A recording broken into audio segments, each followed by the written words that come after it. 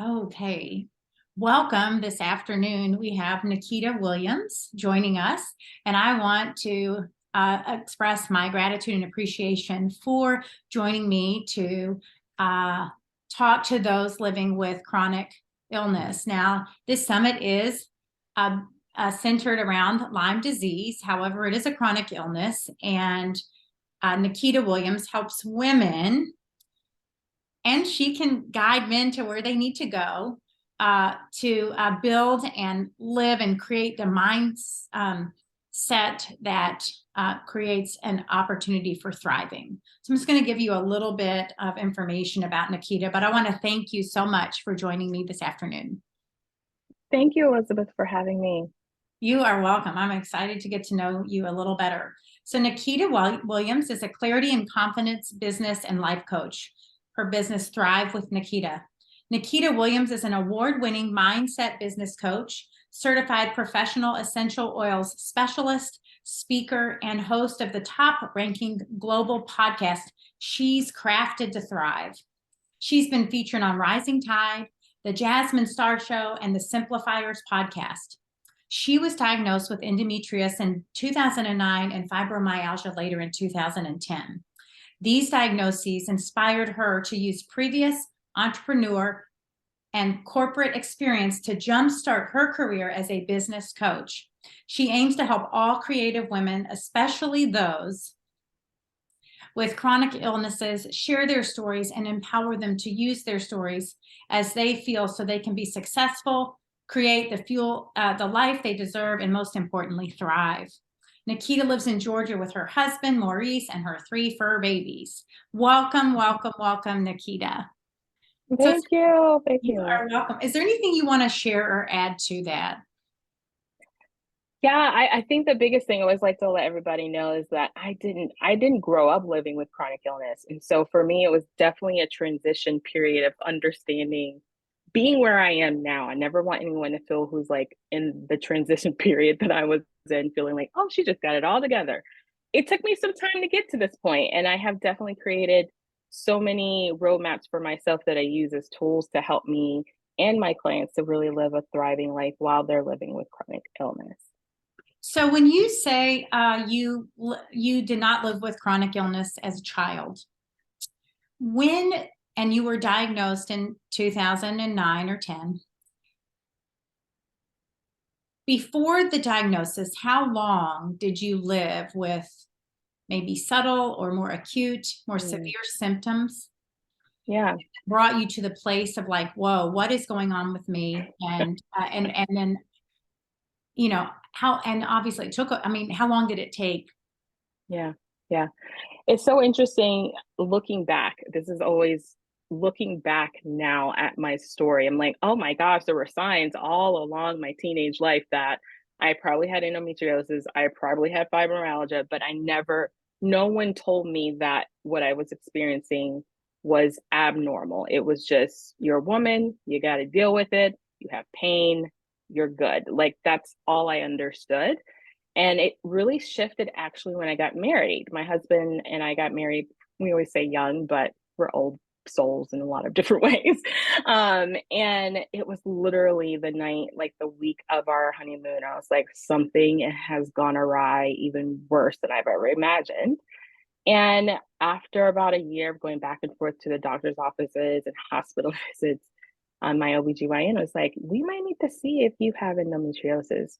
Um, I didn't know what that was. Had no clue, never heard of it. And they're like, you probably have always had it. I'm like, why is this the first time I'm hearing about this?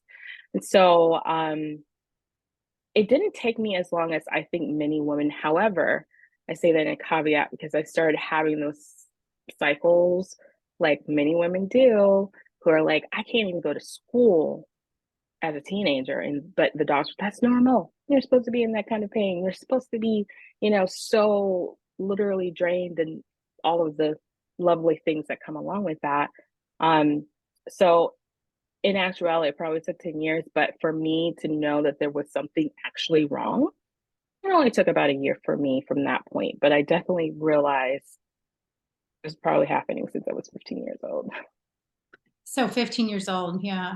And then Yeah. I know it's I mean, just out of curiosity, when you say young but older souls, how young, I mean, Yeah, how yeah. old were you when you were, I mean, I was 22 when I got my diagnosis. okay. So yeah, my husband and I have been married for almost 15 years. We're in our 15th year rotation. So Wow. we've been together for a long Congratulations. time, but thank you. Yeah. Yeah, but it definitely has been a journey. I have a couple of more diagnoses that I discovered during the last few years, but those have taken way longer because when you have certain symptoms that can be identified in different places and you have one label, they just stick with that label. Like they don't investigate anything further. And I really have to learn how to advocate for myself to get the new diagnoses that I do have. So then once you got that diagnosis, what, oh, you have endometriosis. What, how did you feel with that diagnosis? What feelings came up, and what were some of the first steps that you took to, uh, tackle your, go on your healing journey? Honestly, I like to tell people I didn't really start a healing journey until about 5 years ago. Okay. Um, for the majority of after getting my diagnosis, I still didn't know what it was. There wasn't like right now, there's so much information about endometriosis and fibromyalgia. Like there's way more research. But we're talking about 2009. I had never heard of it. My doctors weren't very aware of how to talk to me about it. They were just like, this is just something you have. We can't really do anything about it. You can do diet and exercise, the traditional things they tell you when you have chronic illness, Right. and avoid stress. Mm-hmm. At the time, I was like, how do you do that? Right. Yeah, like, how do you do that? What does that even mean? So a lot of the things that I didn't understand, I found myself just taking what the doctors told me for face value, trying the different medications, the different things that they would do to help with my hormone levels and all these different things. And for a while there, I almost got to a point I was in a complete hormonal pain drug haze. I couldn't even feel my body. Mm. And it was at that point I said, you know what? I'm going to stop. I'm going to stop everything. I'm not going to take anything else. I literally stopped all my medication. And I was like, I need to know what my body is without all of this, because I just ran into listening to everyone else telling me what my body was going through versus me informing them about what my body was going through. And that was the best thing I could have ever done. I call it my reset. It was a reset button. I got to feel like, where was the pain? What types of time of the month or the year was I in more pain, less pain? What kind of foods were affecting me? What kind of stress was affecting me? What kind of energy was affecting me? Mhm. All of the holistic things that I have come to understand now. And I did it with help. I did it with friends that also lived a more holistic lifestyle. And I just became more empowered to speak up for what I was willing to do and what I wasn't willing to do. And I am so thankful for having the courage. And I think anyone who's going through it is that, like, have the courage to be like, I need a moment to find my bearings about me. Mhm. So then during that time from your diagnosis to when you really started your healing journey, which you say was maybe 5 years ago, were you Mhm. working? I mean, what Oh, yeah. you were. So, and Oh, yeah. was some of that interfering with, I mean, you said corporate experience, and is that what, allowed you to grow this thriving business, inspired She's Crafted Yeah. to Thrive? Yeah, I was trying to act like I was normal. Like, Mhm. I didn't have a chronic illness. I kept it secret for a very long Mm. time to my best ability until it got to the point that literally my coworkers were taking me to the hospital during the day because I could not literally get out of the bathroom or collapsing because of pain. So after a couple of those embarrassing moments, Mm. right, and realizing doing it the way that, and I'm not against Western medicine at all, but I definitely think there is just a duality of understanding that there is pros and cons to that side of medicine. as well as there are to the holistic. So I definitely think there's just this learning what that is for your body and doing that in a corporate environment that is not one meant for women and not meant for women of color felt almost impossible to actually have the flexibility that I needed. So I started my own business. I've always kind of been an entrepreneur since I was a kid. So I always dabbled in little things just because I love people and I love connecting. And I tried a couple of things. I tried real estate. I went, my husband and I did a photography business. I loved that business, but my body was like, this is too much. Mhm. And then as I transitioned to my online business doing coaching, the way I found that was through my coach who helped me with my healing journey, started it on with essential oils, breath work, stress management, mindfulness, and all of those beautiful things. And I was like, oh my gosh, where has this been my whole life? And every woman living with chronic illness needs to know they have this as an option. You can have your own business. You can still make money. And I think that's a big fear for the women I work with. They feel like, well, my chronic illness means it's so uncertain, it's unpredictable, and I cannot be dependable. And I like to say that it's all in how you approach and view yourself in those limitations. And I have done it. I've seen so many other wonderful women do it, and it's not exactly the same for every woman. It looks different. And your chronic illness looks different, but it is possible. And it's the only place, like you and I were talking about this before, it's like the only place where you get to choose, like how you are going to spend your time and your energy and all of that jazz to do the thing that is what you love. Absolutely. And what you love to me is key in wanting to even continue to wake up the next day and go to work, right? I mean, having that passion Yeah. definitely helps it feel less of a job. Yeah, exactly. And you mentioned essential oils, and I'm a body worker, so I do fascial stretch therapy and massage therapy, and Mm, I love the scents. And I also know that they can be incredibly healing, mm, as far as uh, impacting that olfactory system, right? We can have a positive memory with coffee, right?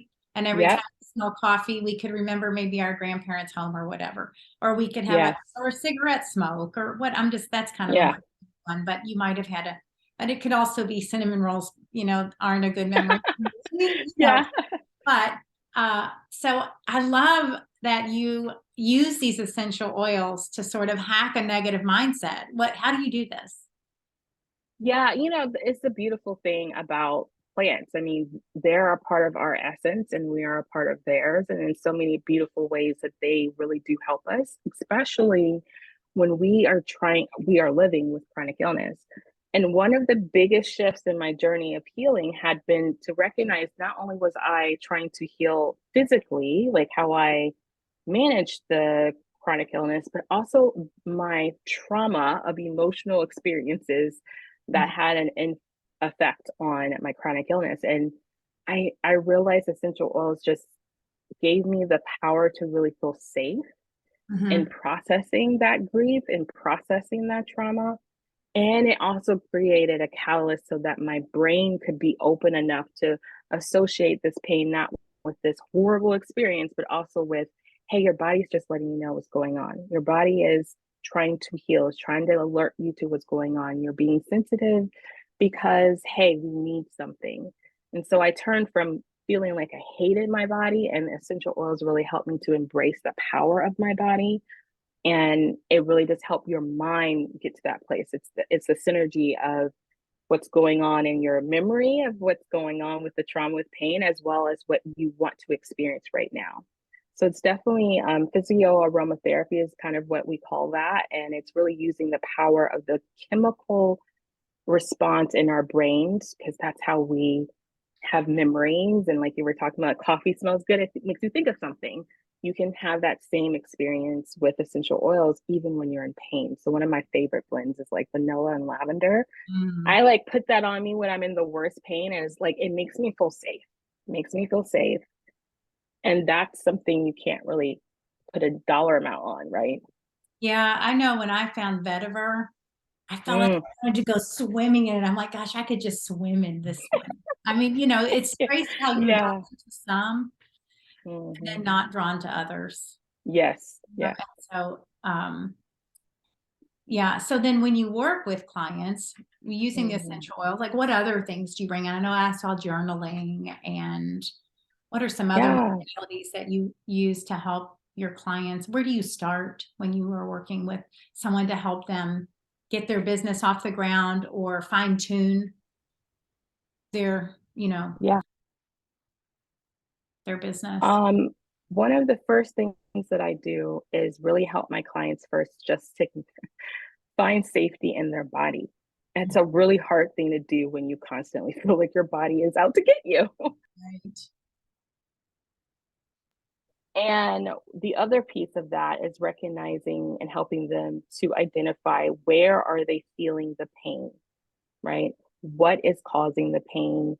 And is it happening because of the business or the things that you're doing in your business? I don't think people realize that if you're growing a business or deciding to run a business in the fact of hiding your chronic illness, that's going to affect your results.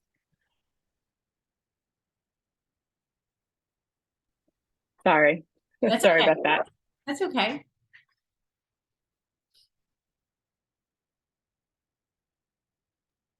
Sorry, this is my puppy. She's like having a It's, fit because my husband's coming through the front door. oh, That's my life. yeah.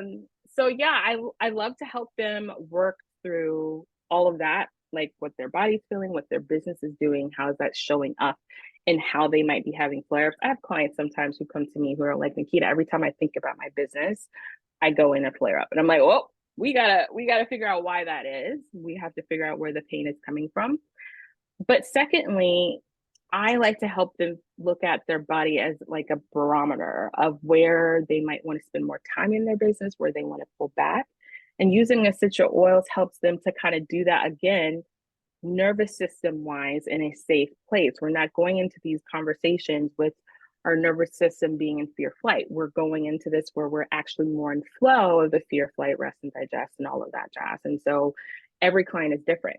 Every client is different. And we really work together to figure out what is that going to look like. I use journaling. I'm a huge opponent for journaling. I think it's just one of the best ways to get our thoughts out of here and put them on paper, make them real. Mhm. EFT, which is tapping. I love tapping. It's the thing that I didn't know existed. Again, all of the wonderful things that I help my clients work is just really helps them energetically get in alignment with living with chronic illness and also being able to have a successful business. Mhm.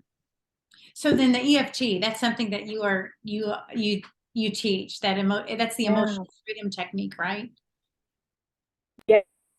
Yes, it is. It's emotional freedom techniques. It's like I always like to say it's acupuncture with your hands. It's Mhm. without all the, you know, needles. It's just your fingers. Right. And if you use that with essential oils, which is called aroma tapping, it just Oh, intensifies that I bet. release. Yeah. Yeah, that sounds wonderful because I have I mean, I've just dabbled in EFT a little bit, but Mm, never, went any further. And I just have mm, just little bits of information about it. But I was yeah. just thinking with the aromatherapy and the tapping, it's got to be pretty Yeah. profound. I mean, Yeah. and really calming to the nervous system. I know that's going to be a huge key for any type of healing is down regulating, regulating that nervous system so we aren't in fight or flight all of the time. And Yeah. stress being really almost the leading cause of what I call dis Yes. in the body. Yes. Now, is it predominantly like if you find that they're having a hard time, where do you go, do you, I mean, do you ever, I know because for me, I think of like nutritional wellness, emotional, right, environmental, spiritual, and then physical. Right. When you kind of coach them, do you talk about, more than, because I know sometimes like if you just take out oranges, right, migraines go away or whatever, things like that. Yeah. Did you find that you really needed to integrate when you've mentioned holistic approach, a multitude of modalities, and then mean you're coaching women to thrive in a business and just in their life while living with chronic illness. Does that ever come up? All of the levels come up, like all of the Yeah. like the emotional, physical, spiritual, all, I mean, because we're holistic beings. We're not just one kind of person. We also just don't have like a chronic illness and we can separate that either. So definitely on those different levels am I working with clients to kind of move through them. But I ultimately have found that if the nervous system and is not in flow, because we have to realize that for the nervous system to be in flow, they need to be able to work together. We can't just always be in fear and flight. Fear and flight is useful when it's not always at the top. And the same thing with rest and digest. And so when I use EFT and aromatherapy with my clients in whichever of those places, life, spiritual, business, stress, even food and nutrition, we are trying to get their body in flow so they can make more informed, clear, and confident decisions. What happens, and what I have found even for myself, is when I'm in pain and I am in that fear place, I don't necessarily see all of the things I might need to see to make the best decision on how to manage that pain in the moment. But now, instead of grasping or kind of just throwing at doing things, I have a practice where I can just take a moment, take my breaths, do some tapping. And my clients do too, whether that's in their personal life with boundaries with people, whether it's them feeling a little detached spiritually, how do they find their purpose? They know what they need to do integratively with everything that they're experiencing to come to that place where they can be clear and Mhm. calm and feel really in tune with, okay, now I can move and flow and making a decision. Does that make sense? Yeah, yeah, that's why the clarity and confidence Yeah, coach, yeah, right? Yeah, that makes yeah, exactly. sense. Yeah, if you can gain clarity, then you can feel more confident and, Yeah. in the decisions that you have to make or how you can show up for the world. Yeah, and I think too, what happens when you live, specifically when you live with any chronic illness, and I know I have a client that I love talking to, she has Lyme disease, and she's always saying, it's not that you are always dealing with the Lyme disease symptoms. They sometimes they're in remission, but you are often always dealing with the thoughts about having Lyme disease and how that affects how things happen and why, your treatment plan and all the things that you've gone through and even get to that. And we don't realize we hold all of that energy in our body, regardless whether we're talking about our business or relationships or food. We hold all of that energy and all of those things and become so weighty in those decision making processes that we need to do it on a day-to-day basis. And so when you have a way to feel confident that yes, you might have those feelings, but you feel safe within yourself, and whatever definition of safe needs to mean to you feel way more open, flowy, clear to say, okay, maybe this method is a good for me. Maybe this business marketing method is good for me. Maybe this health coach is the one I want to work with, or maybe I want to do Pilates instead of yoga, or vice versa, or both. You have a more informed and an empowered way to make decisions that doesn't harm you. Right. So maybe creating a sense of self-trust, Yes. trust that inner guidance system, intuition, God, Yeah. whatever that is. Yeah. Um, And yeah, yours and whatever it is for you, right? right, That looks right. different for everyone, but I think when we're living with chronic illness, we get a lot of things thrown at us of how we should be and Hmm. act. So it's really nice to have a safe place to be like, I can come to my center and know, okay, what is for me, what is not. And so I want to ask you because we will be running out of time here in a little bit. Tell me about this podcast. So you started. Oh When was that? yeah. When did that begin? So it actually I tell people that's really when my healing journey for real started, was when I was connecting with more women. We were talking about life in general, running a business, and I found myself relating to so many different women who are sharing their traumas, dramas, living with chronic illness and running a business.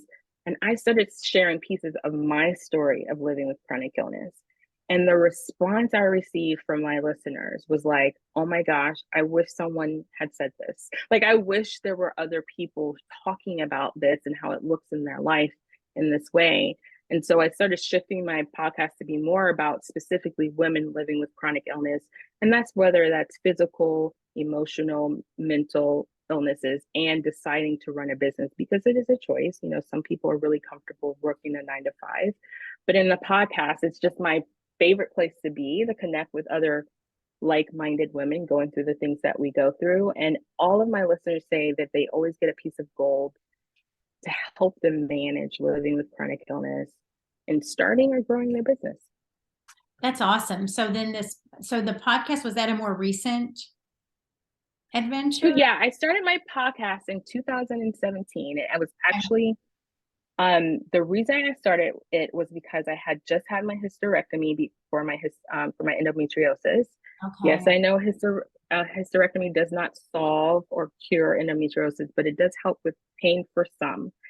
And I actually had some complications with my surgery, and so I was stuck at home all the time. I am an extrovert. I love people. I love being around people. And I was like, I cannot run a business. I can't even grow a business if I'm not connecting with people. Right. So I used Instagram to like start connecting with people and asking them, hey, would you like to do an interview? And I share it with folks. And here we are today, 130 something episodes in, I guess. That's awesome. So you just went in for it, right? You took the bull by the horn. And you started a podcast.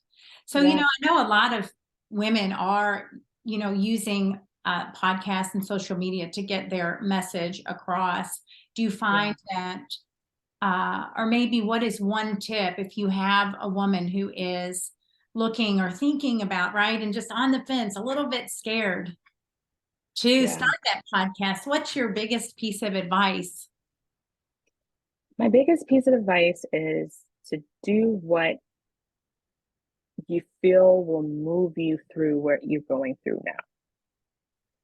I did the podcast I had no intentions of it being like a lead generator for my business. It was a way for me to have connection with humans and like-mindedness. And so my advice is to do what fills your heart and brings you joy, and it will heal. You will feel healing in such a beautiful way, and so many more things. Like, it's a ripple effect. And so don't let fear steal your joy. Right. And so then in helping others heal, you too heal, right? That's beautiful. I love that. So where can individuals find you? Where can women find you? And do you have anything else that you want to share or offer to the audience that we have participating and watching? Yeah, well, thank you so much, Elizabeth, first for having me. This has been great. And yes, you guys can find me on Thrive with Nikita pretty much everywhere. My podcast, though, is called Crafted to Thrive, where you can find me. That's the website, craftedtothrive.com.